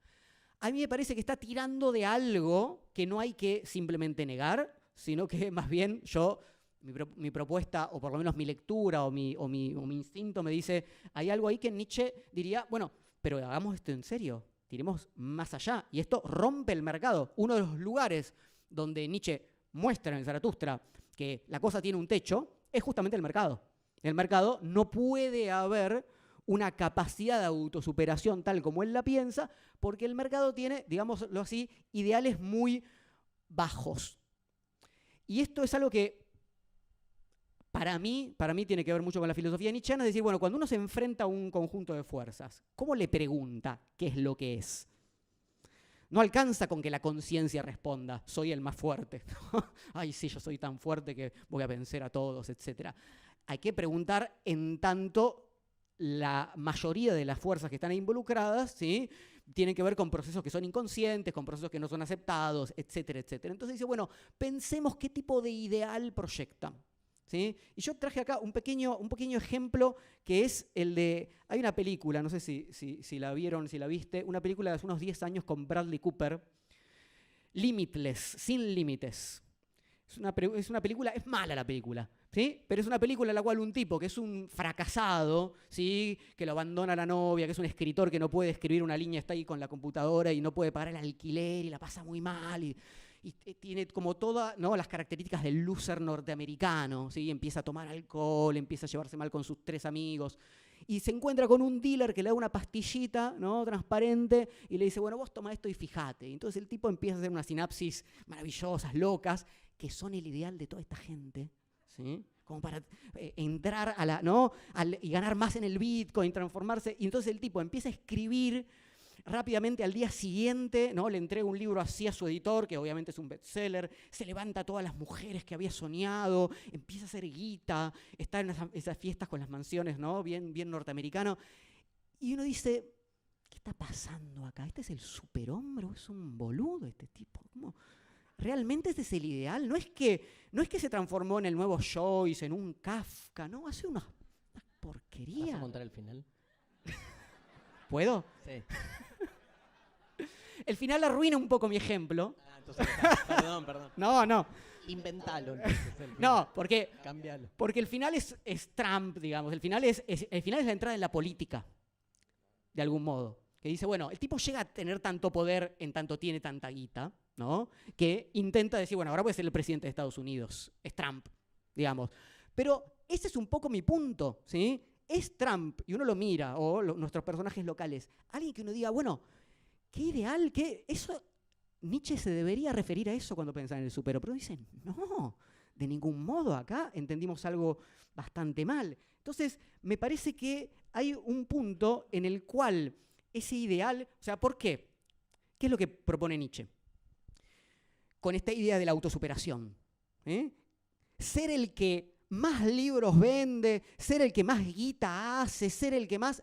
No, porque eso es ser, como mucho, en términos de Nietzsche, un camello. Es decir, llevar al extremo heroico, si uno quiere, ¿sí? al máximo rendimiento, lo que el valor ¿no? ya impuesto a una sociedad determinada implica. ¿Sí? El Dios ya no es el Dios cristiano, será el Dios del capital, pero no cambia mucho la cosa. Pero lo que Nietzsche propone es que hay que ser capaz de transvalorar, es decir, de romper con ese techo de... ¿no? una serie de valores preinstaurados y crear de otro modo tal que los otros digan, ¿qué es esa porquería que no vale nada en el mercado? Exacto, va por ahí, va por el fracaso de Kafka, digamos, como escritor, no por el convertirse en un bestseller. Entonces, cuando uno, y por eso mi pregunta de, ¿a qué llamamos poderoso? No aceptemos ponernos en un lugar, ¿no? Desde abajo diciendo, por favor, señor poderoso, no ose usted, ¿no? Sobre nosotros blandir su espada, porque el otro lado goza con esa posición, y porque no hay espada, porque eso es realmente una pose de un sueño impotente. Leerlo en términos sintomáticos, a mi juicio al menos, da cuenta de una posición bastante impotente. Entonces, para ir cerrando, ese sujeto del interés, ¿no? Del yo hago lo que quiero, devenido empresario de sí mismo, esa autosuperación permanente que además se transforma en una deuda infinita, ¿sí? Porque el estándar de productividad siempre crece y uno se siente siempre en falta, etcétera, etcétera, hace que ese sujeto que está tratando de mostrar una imagen de poder, autosuficiencia, a mí nadie me manda, etcétera, quede sujeto a las leyes del mercado, ¿no? Que son las leyes del crecimiento y del rendimiento infinito, que se rinda en el sentido que vos decías, ¿no? Rendirse a las lógicas, me voy a adaptar a todo lo que me propongan, voy a ser exitoso en todos los ámbitos, etcétera, etcétera. Entonces, eso requiere de una serie de, llamémoslos, artificios motivacionales para ponerse una y otra vez en movimiento. Se trata de un tú debes que genera culpa, que no permite poner las propias potencias sino al servicio de esa maquinaria de acumulación privada del capital. Por supuesto, yo creo que el neoliberalismo y también los neofascismos pueden producir aristócratas, digamos, de bajo vuelo, pero siempre son aves de bajo vuelo y sus configuraciones instintivas son menores, son lo que Nietzsche hubiera llamado un asno, alguien que tira de un carro de mercadería, una oveja, un zorrito, una mosca del mercado. Hay muchas figuras, hay muchos animalitos en el Zaratustra. Y en el sistema mundo en el que estamos, digamos, llamémoslo neoliberal, esa ideología motivacional que se expande en los medios de comunicación masivos, en las redes, etcétera, da cuenta de un lugar para un afianzamiento del yo que me parece que nos tiene que llevar a una situación de sospecha. Quiero cerrar con esto.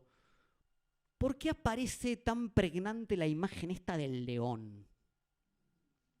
Ustedes saben que en el Zaratustra las tres transformaciones, ¿no?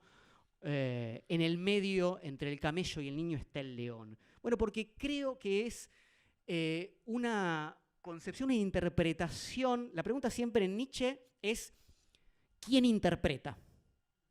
Pero ¿quién interpreta? No como Darío, Diego, Juan o tal. No. ¿Cuál es el estado de salud de las fuerzas que interpretan? Ese es quién. ¿Quién no es una persona? Es un estado de la vida.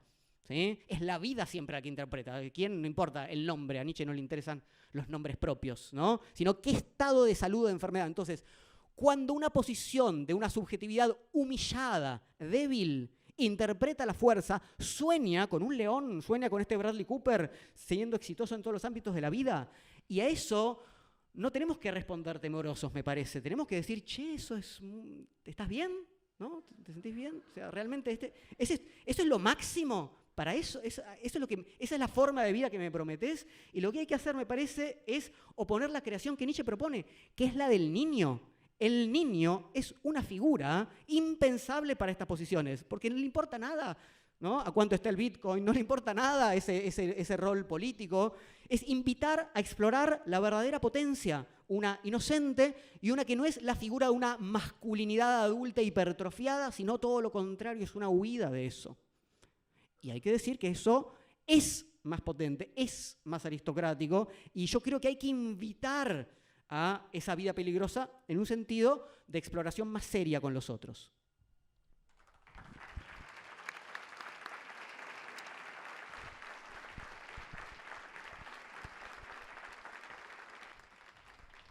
Es tremendo, ¿no? Porque siguiendo el ejemplo de Diego, el niño es el que de verdad hace lo que quiere, ¿no? En esta pregunta, ¿quién hace lo que quiere?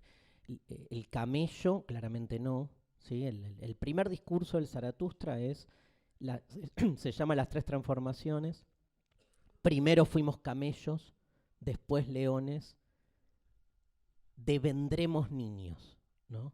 El niño es el futuro, ya es una locura eso, ¿no? No el pasado, no venimos de la niñez. Vamos hacia la niñez, pero hacia una niñez liberada, hacia una niñez emancipada. Pero el niño es el que hace lo que quiere, porque es esto, ¿no? La creación. El león, que se cree que es el dueño de la selva, no es más que un efecto, que un producto, ¿no? de un dispositivo, de una disposición, que lo necesita, digamos, con esos valores. No hay una verdadera autonomía, por decirlo así. Los chicos sí, se cagan en todo, digamos, juegan, ¿no? Eso dice Nietzsche, juegan, el juego. El juego, o sea, no estamos jugando, ¿no? No, estamos temerosos, estamos indignados, perdimos la capacidad de jugar, que es clave en todo esto, que es lo que hace esa diferencia. Con el poder simplemente agrego una famosa ya a esta altura, si quieren, frase Foucaultiana, ¿no? Digo, para darle otro pliegue a la cuestión del poder, de la voluntad de saber, del volumen 1 de Historia de la Sexualidad, donde dice Foucault, donde hay poder hay resistencia, ¿no? Que es interesante, siguiendo bien la línea que abre Diego, entender, digamos, el lugar sobre todo del supuesto contrapoder que ejerce la resistencia, ¿no? Si al poder, lo digo desde una filosofía de la paradoja, si al poder se lo combate con poder, ¿quién gana? El poder, ¿no? Si a la violencia se la combate con violencia, ¿qué gana la violencia? Después uno, si quiere, se forja en su propia identidad la idea de que hay poderes buenos y poderes malos. Anda a justificarlo, ¿no? Digamos, porque todo el mundo se autojustifica que habla en nombre del bien. Hay un texto de Roberto Espósito, Diego, no sé si lo conoces, que se llama 10 pensamientos sobre la política, donde a mí me mató, porque en un momento hace esta como distinción y dice, para pensar la política, dice, así como cuando pensamos la cuestión de la verdad en relación a sus posibles interpretaciones, nietzscheanamente entendemos, dice Espósito, que no es que hay una verdad y hay interpretaciones, sino que lo que llamamos verdad es el triunfo de una de esas interpretaciones que se impone y se establece como verdad. Con la política, con el poder pasa lo mismo. Con el poder y el bien, dice. No es que hay un bien y hay diferentes formas del poder que van, ¿no?, hacia el bien, sino que lo único que hay, dice Espósito, es poder. Y cada uno, en nombre de su propio poder, va a justificarse siempre en nombre del bien. Es tremendo, pero si haces el paralelo con la verdad y la interpretación es muy interesante. Nos cuesta menos visualizar esa situación problemática en el tema de la verdad y la interpretación, y nos cuesta más políticamente pensarlo en relación entre el bien y el poder, porque si se te cae la idea de que toda tu concepción política del mundo está basada en una concepción del bien, se te cae todo, digamos. Pero Espósito, como buen italiano, siguiendo Maquiavelo, no puede no visualizar que la cuestión de la política no es el bien, sino el poder. Y que el bien siempre va a ser algo a justificar o justificado en función del poder que sea. Donde hay poder hay resistencia, dice Foucault. El tema ahí es clave. La resistencia frente a cualquier poder puede visualizarse como un lugar cómodo, un lugar que nos contiene, que nos enmarca, que nos da un motivo para pelear. No me cabe ninguna duda. Salvo cuando nos empezamos a dar cuenta que el poder, para expandirse, necesita hacerlo siempre contra una resistencia. Y que un poder sin resistencia no tiene a dónde mierda ir. No seamos la resistencia que el poder necesita, ¿no? Porque entonces termina siendo absolutamente funcional el lugar en el que uno siente que se ubica. Uno se lava a sí mismo porque siempre está del lado del bien, ¿no? Nietzscheanamente hablando, ¿qué diferencia a los buenos de los malos? Que los buenos somos siempre nosotros. Y ahí está todo. Entonces me parece que ahí hay como que desarticular algo.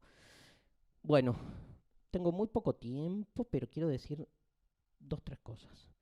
La primera, plantear algunos problemas. Traje un montón. Quiero empezar,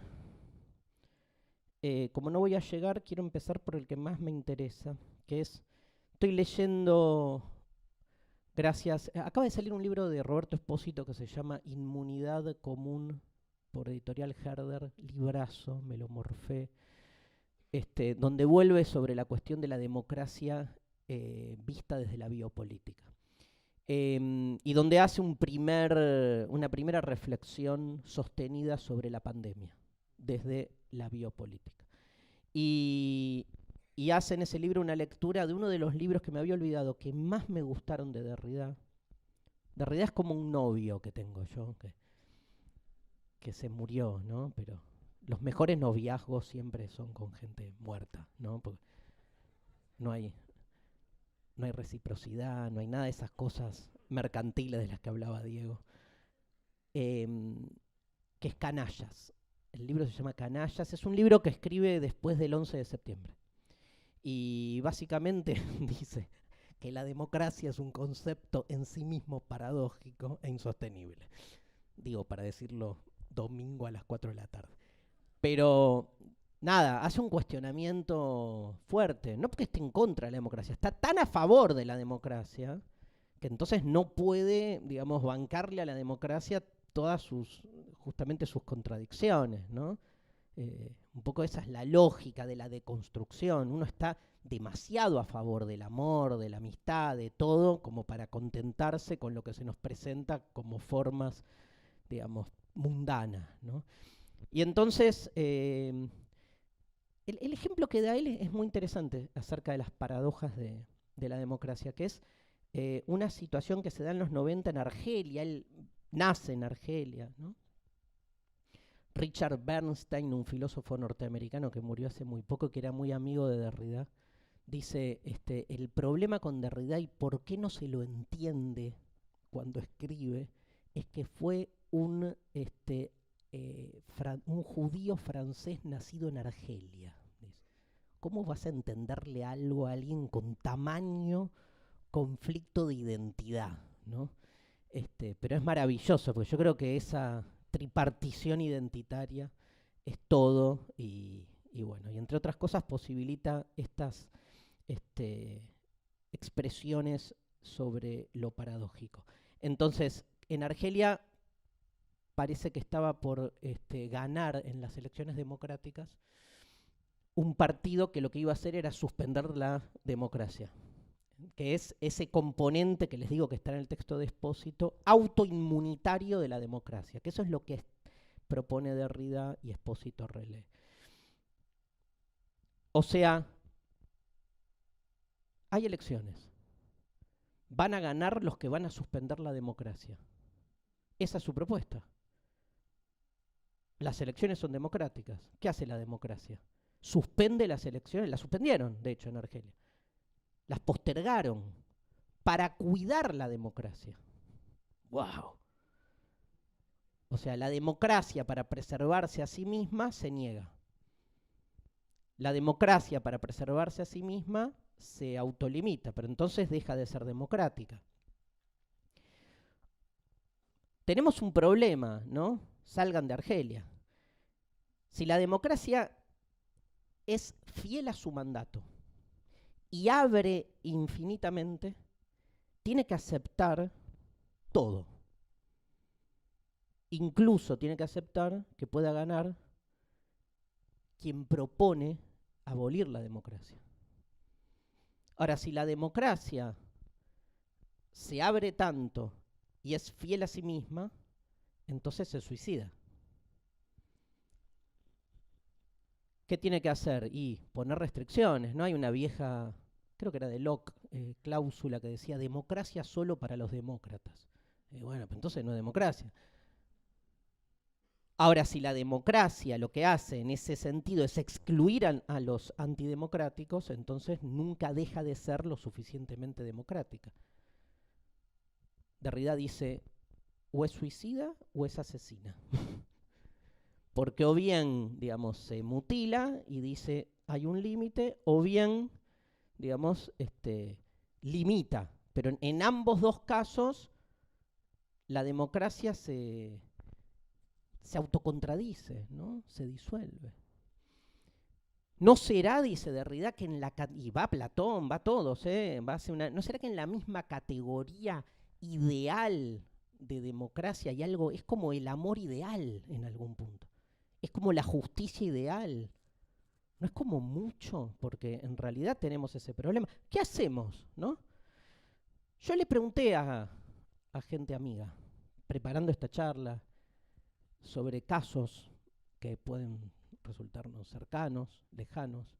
¿Qué pasa, digamos, que vos bancás si en una votación sabés que va a ganar alguien que va a abolir la democracia? ¿Qué haces? Suspende las elecciones, me dije. Y la democracia, y bueno. Pero uno está absolutamente convencido que lo hace en nombre de la democracia. Bueno, no está bien, ¿no? Hay un lugar, no sé si lo tengo claro, pero hay un lugar donde Derrida después trae otro concepto.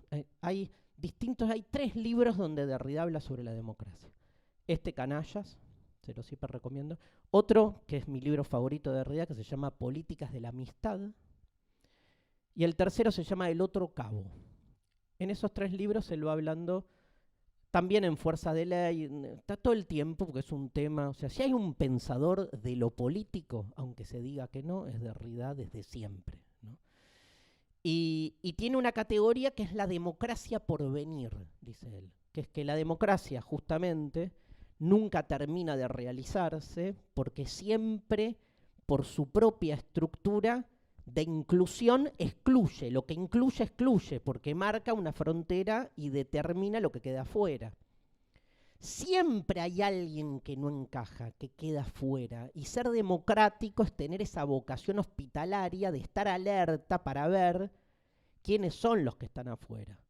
Ha habido un montón de ampliación de derechos, ok, ya está. ¿Quién todavía no está? ¿A quién no estamos viendo? Porque podemos vanagloriarnos de muchísima ampliación de derechos para un lado, pero de repente no visualizás, no sé, el hambre. O no visualizás, digamos, otros sujetos a los que todavía no catalogás en un lugar de sujeto de derecho. Derrida, digo, para ir a un lugar que no tiene nada que ver con nada, Derrida se afirma fuertemente en la cuestión animal. Dice, todo bien con la democracia, pero hay un montón de seres vivos no humanos a los que no tienen ningún tipo de derecho. Uno diría la típica, ¿no? En un mundo a la deriva como el nuestro, ponernos a pensar en la cuestión animal parece una falta de respeto. Y sin embargo, intempestivamente, ¿no? Pensar la cuestión animal es antes que nada pensar la animalización del humano, o sea, a quienes tratamos nosotros en tanto humanos como si fueran animales. También desarmar esas fronteras. Y la democracia por venir es esto, es como hay dos democracias, está la democracia institucional y después está una democracia espectral que como un fantasma está siempre diciendo, che, democracia, no sos lo suficientemente democrática, entonces trata todo el tiempo de reinventarte a vos misma. Esa es un poco la idea. ¿Cuál de las dos democracias es la más realista? ¿La institucional o la democracia de apertura infinita? Uno diría ahí la institucional, porque es la que se hace cargo del mundo tal como está. Pero yo con el realismo tengo mis problemas y suscribo a la máxima del mayo francés que dice, seamos realistas, pidamos lo imposible, ¿no? Entonces creo que la pregunta de cuál es más realista debería ser para nosotros una pregunta más bien de lucha por lo imposible.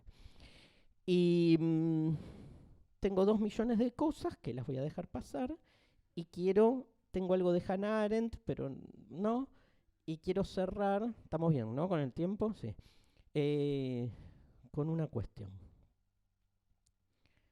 Yo creo que ahora lo intempestivo lo quiero llevar a una cuestión del tiempo. Nos olvidamos de la pandemia. Y nos olvidamos de la pandemia, ¿no? Para analizar la coyuntura también. Es como, fue algo del pasado, ya pasó. Pero hoy en la mañana me puse a leer un texto de Paul Preciado que se llama Aprendiendo del virus, que lo escribió en el 31 de marzo del 2020. Y es como, lees eso y entendés las elecciones en España, las elecciones en Argentina. Es increíble, ¿no? Digo, nos olvidamos de la pandemia. La pandemia, dice Preciado, no interrumpió un orden. La pandemia profundizó un orden que ya venía preestableciendo que el otro es siempre un agente de contagio. Porque el otro es quien nos contamina, quien nos contagia. Vino la pandemia y obviamente materializó un dispositivo que ya estaba estructuralmente promoviendo una sociedad comunitariamente disuelta. Me acuerdo ese textito de Agamben que lo salieron a matar, que se llamaba La invención de la pandemia, donde Agamben decía pavadas como esta, decía, el virus se contagia cuerpo a cuerpo de modo físico. Lo que necesitamos es un distanciamiento físico. ¿Por qué lo llamamos distanciamiento social? Eso se preguntaba, si es físico. ¿Quién dijo que hay que distanciarse comunitariamente? Es al revés. Lo que más necesitamos frente al distanciamiento físico es revalidar el lazo social, el lazo comunitario. ¿Pero por qué lo llamamos distanciamiento social? Porque ya estaba el distanciamiento social dándose antes de la pandemia. Entonces la pandemia no interrumpió un orden, exacerbó un orden. Nosotros, o sea, también vivimos nuestro tiempo político como un tiempo que tiene una fuerte huella de lo que sucedió en la pandemia a todo nivel, ¿no? El otro que se volvió el enemigo permanente, ni hablar. Bueno, tengo más cosas, pero las retomamos después. Gracias.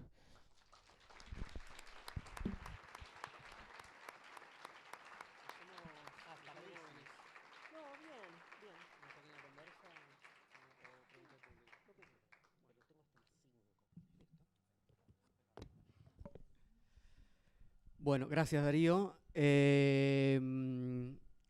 quedé pensando en esto que traías al final, a partir del texto de Preciado, y la cuestión inmunitaria que estaba ahí presente, ¿no? Del otro viene el contagio, del otro viene el peligro. Es medio una verdad de perogrullo. Las verdades de perogrullo tienen esta cuestión, ¿no? Aunque formen parte de un sentido común, al mismo tiempo siempre hay algo en esa porción de estupidez que conforma el sentido común en el que estamos, siempre hay algo que no deja de ser verdadero, que no deja de apuntar a un núcleo de lo que sucede, como con cualquier posición o verdad inclusive ideológica, ¿no? En la forma de ocultar algo que es lo importante para la ideología, igual marca algo que tiene una porción de verdad y siempre me parece interesante. Entonces, se suele decir, bueno, estamos en épocas muy individualistas todos, ¿no? Y yo un poco discutía esto, bueno, ¿en qué sentido ese individuo se sostiene o es un buen egoísmo en términos nietzscheanos? Podemos repensarlo, ¿no? Pero bueno, evidentemente este retiro del otro, en tanto el otro me contagie, el otro, bueno, implica también toda esta dinámica de la que hablamos antes quizás, ¿no? El miedo, el odio hacia el otro, en tanto el otro es la amenaza. Pero implica también, creo yo, te quería preguntar qué te parece, pensar en una pérdida de esa dependencia del otro, que en esa idea de reconocimiento hegeliano es evidente, y en muchas otras, y que me parece que forma parte, otra vez, de otro costado. Para mí es un costado de lo mismo, pero quiero saber qué pensás vos, ¿no? Una cosa es el odio al otro, el peligro del otro, etcétera, etcétera, ¿no? Que vendría a amenazar esa posición que de por sí es frágil. Y otra cosa es perder la relación con ese otro que es mi apoyo indispensable y pensar que soy autosuficiente en un sentido que me obliga a poner sobre la mesa esa imagen de autosuficiencia leonina o como queramos pensarla, que se cae a pedazos todo el tiempo. Y me parece en ese punto, bueno, sé que eso también está en Derrida, pero se puede pensar desde muchas perspectivas, esa apuesta por recobrar una posición, yo lo pienso mucho desde una hegeliana que es Butler, ¿no? Judith Butler, cómo trabajó esta cuestión de, che, y si nos hacemos cargo de la fragilidad y la dependencia del lazo, en lugar de decir, acá cada uno, acá nadie se va a meter en mi ámbito privado, me parece que va tan contra la época hacernos cargo de esa fragilidad, inclusive en un lugar muy antinietzscheano que es cristiano, ¿no? Re a todo. A ver, empiezo por el final. Yo creo que empiezo así como con un título como más rimbombante. No pueden convivir la democracia y los absolutos, claramente. Como si te dijera, no pueden convivir la democracia y la verdad con mayúscula, ¿no? porque si alguien está demasiado afirmado en una verdad, el otro es básicamente un idiota, o un enemigo, o un ignorante, un enfermo, alguien que no se dio cuenta todavía. Digo, es otra verdad de Perogrullo, de las que traía Diego, pero, o sea, para que funcione la democracia, yo tengo que estar en conflicto conmigo mismo. Tiene que haber una parte mía donde yo digo, tal vez Diego, mira, no lo pensé desde Hegel, pero va en contra de algo que yo... Y sin embargo me abrí. Hay una apertura, ¿no? A ese argumento otro, pero que básicamente hasta ni siquiera, lo digo medio bestia, pero ni siquiera importa lo que el argumento otro me trae, sino lo que importa es que yo estoy en una posición, y acá la palabra que usa Diego, de fragilidad propia. La verdad que, digamos, en un mundo en el que nacimos para morir, hay que ser muy arrogante para creer demasiado en uno mismo, ¿no? Es como un montón. Es un montón. Y entonces, la presencia del otro es una presencia que me desestabiliza. Y voy, si quieren, a la relación micropolítica más, la que para mí es la más clara, que es la vincular, la afectiva. Una pareja. Yo hago política todo el tiempo con mi pareja. Todo el tiempo hago política. Una relación de poder. Y hacer política, y que sea una relación de poder. Aparte tengo una novia que es re militante en sus causas, ¿viste? Es como que me llevo algo a la boca porque es muy militante con la alimentación y no sé qué. Todo es negociación. Todo estoy negociando, si me puedo comer una galletita. No, galletita no. Ahora, ¿yo cambié algo de mi manera de comer? Sí. ¿Por qué? Porque hay algo de lo que el otro me trajo que al principio me rompía soberanamente las pelotas. Y sin embargo, y no es que tomé todo, y ni siquiera cerró ese proceso. Estoy en estoy en una democracia. Estoy en un congreso permanente.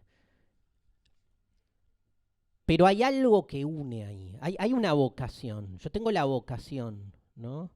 Y no es algo cerrado, ni... Incluso me acuerdo de esa frase de Nietzsche en el Zaratustra cuando habla del amigo, que dice, mi mejor amigo es mi peor enemigo. Que a mí me encanta esa paradoja, porque es cierto que incluso acá estoy hablando del otro como el enemigo, que es otra forma, ¿no? El otro es muchos otros, ¿no? Le podemos entrar a la otredad por distintos modos, pero mi mejor amigo es mi peor enemigo porque incluso, digamos, en el deseo del enemigo de hacerme mierda, por ahí me habilita un mínimo esclarecimiento que los verdaderos amigos no me lo traen, ¿eh? Porque mis amigos son todos aduladores. Qué bien, Darío. Y me pasó, yo esto lo conté muchas veces, me pasó con alguien que era muy enemigo en la época del matrimonio igualitario. Fui a un par de debates, ya un montón de tiempo, 13 años, y me cruzaban con este chabón y como que funcionó bien, ¿viste? Como nos matábamos, entonces nos llamaban a distintos programas de televisión, entonces íbamos tipo Batman y el Guasón. Y lo odiaba yo, ¿no? Lo odio, básicamente. Pero era como yo en algún momento del odio, viste que cuando en esa pelea te vas a la mierda, exagerás posturas nada más que porque querés destruir al otro, que es todo mal. Entonces le dije, yo estoy con la apertura, y la apertura, y cada uno se puede casar con quien quiera, y si yo quiero me caso con un árbol, le tiré en un momento que... Y él me paró así, más grande que yo, me miró y me dijo, vos Darío, tenés la cabeza tan abierta que un día se te va a caer el cerebro. Y sabés, Diego, que yo dije, qué estupidez, y me quedé pensando, tiene razón, y el cambio más importante que tuve yo en mi vida en términos filosóficos fue gracias a este hijo de puta. Porque yo dije, tengo que asumir eso. ¿Cuáles son los límites que yo no quiero ver, ¿no? O sea, realmente me inspiró. No es amigo, enemigo, pero yo creo que hoy nos pasa ahí. Estamos acá con Diego. Me llamó Diego, me dijo, vamos a pensar la cosa así, ¿por qué? Y no porque queremos nosotros, porque algo está pasando y no de nuestros amigos, justamente, ¿no? Y digo lo último en esta conversa que habilitaste, buenísima, que es la cuestión del chivo expiatorio, me parece importante. Porque en esta relación política micro, la pareja, la familia, ¿no?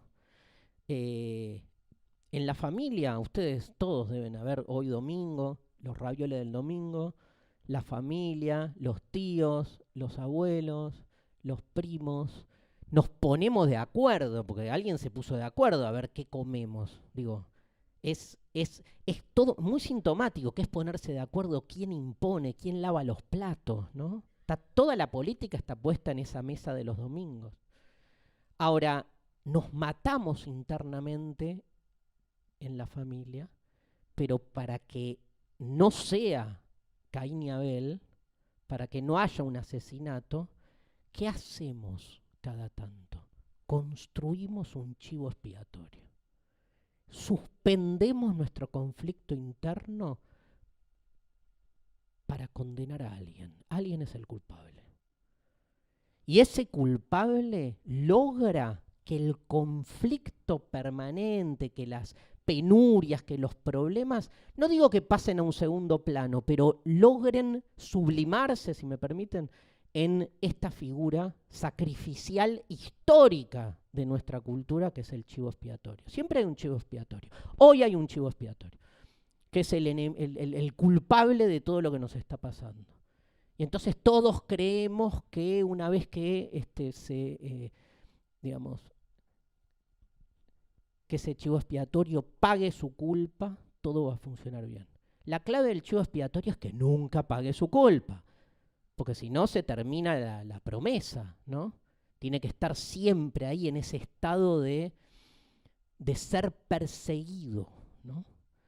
Y ahí hay un lugar del otro tremendo. Ese es el otro, aquel a quien construimos en ese lugar, digamos, de persecución permanente, cuyo único propósito es sostenernos a todos nosotros siendo los buenos de la película.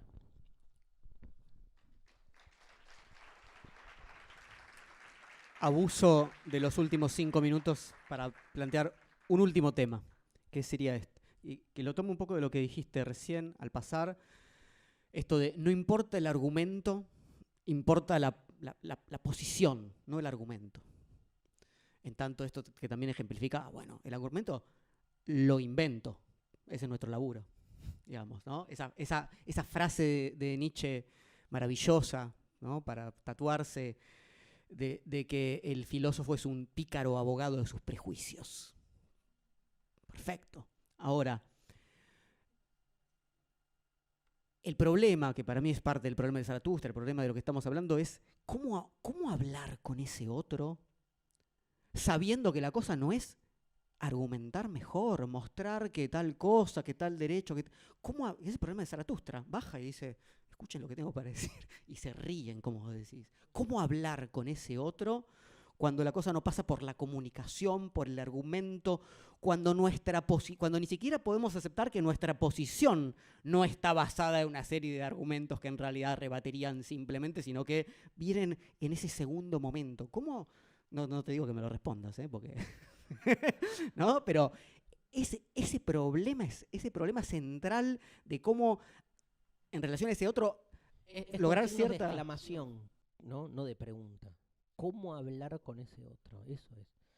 Estoy de acuerdo, sí, que ahí, porque además incluso, perdón que te interrumpí, pero incluso el lenguaje en el que habla el otro es un lenguaje que uno no acepta, porque es el lenguaje furtivo, violento, simplificado, ¿no? Exaltado, que es el lenguaje de las redes, por ejemplo, ¿no? Entonces, vos decís, tengo que entrar ahí a golpe, a rebatir. Lo que pasa que es como poder contra poder gana el poder, digamos. Yo creo que si uno se mete en algunas disputas, no importa lo que digas, gana la disputa. Y ahí hay algo donde, nada, me parece que uno no sé qué hacer, digamos, uno va intuyendo dónde está haciéndole funcional a lo que el otro necesita, ¿no? Entonces, pero ya es un montón, digamos, la problematización de esos lugares como para poder uno ver, digamos, cómo no engancharse. No sé qué decir.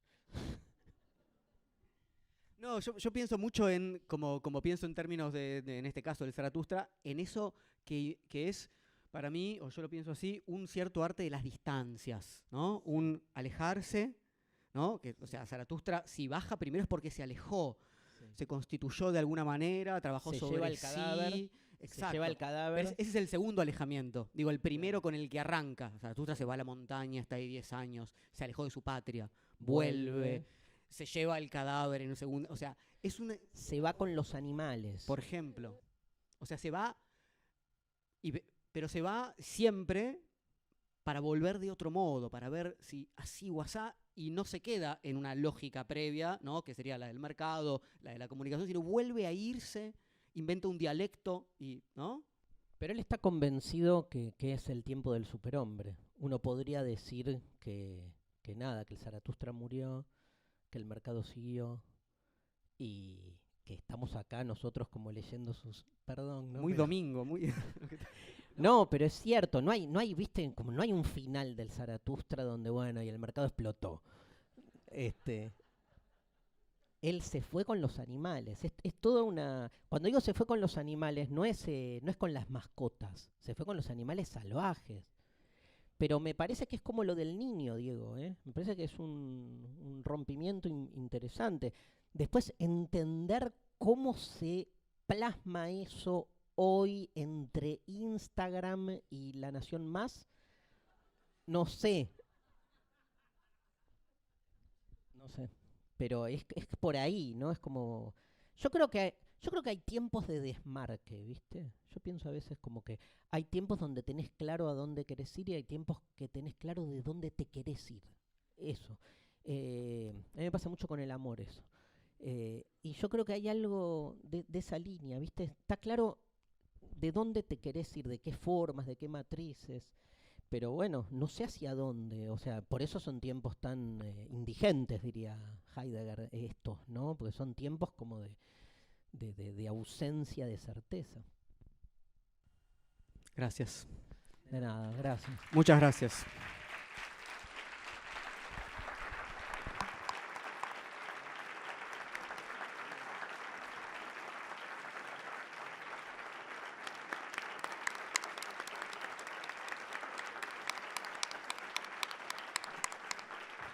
Gracias, amigos y amigas del JJ. Gracias. Nos vemos el próximo domingo, 15 horas, con la Inca. Los esperamos acá. ¿Sí?